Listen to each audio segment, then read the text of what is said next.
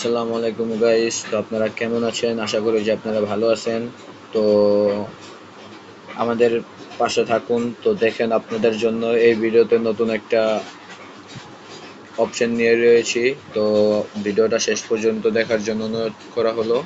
তো দেখেন, আপনারা অনেকেই কিন্তু জানেন না যে এই যে উপরের ব্যাটারি ইন্ডিকেটরটা কিভাবে চেঞ্জ করতে হয়।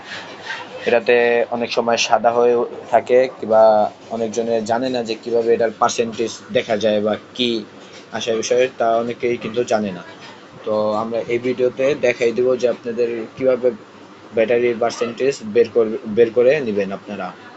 তো এর জন্য আপনারা আপনাদের ফোন সেটিংয়ে চলে যাবেন। ফোন সেটিংয়ে যাওয়ার পরে, তো ফোন সেটিংয়ে যাবেন। তো যাওয়ার পরে এই জায়গায় দেখতে পাচ্ছেন যে আপনাদের ফোনের নোটিফিকেশন অপশনটা আছে।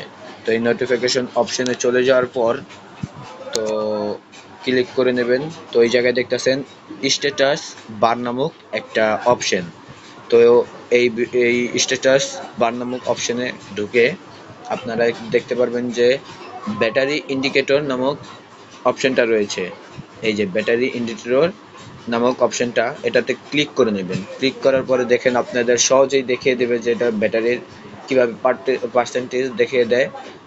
তো আপনারা এটা চাইলে এটাই দিতে পারবেন। তো দেখেন কোনো আমাদের ব্যাটারি ইন্ডিকেটর চেঞ্জ হয়ে যাচ্ছে। তো আবার ক্লিক করে এটা দেওয়ার পরে আবার দেখতে পারবেন যে ব্যাটারি ইন্ডিকেটরটা চেঞ্জ হয়ে যাচ্ছে। তো এভাবেই আপনারা আপনাদের ফোনের ব্যাটারি পার্সেন্টেজ করে নিতে পারবেন।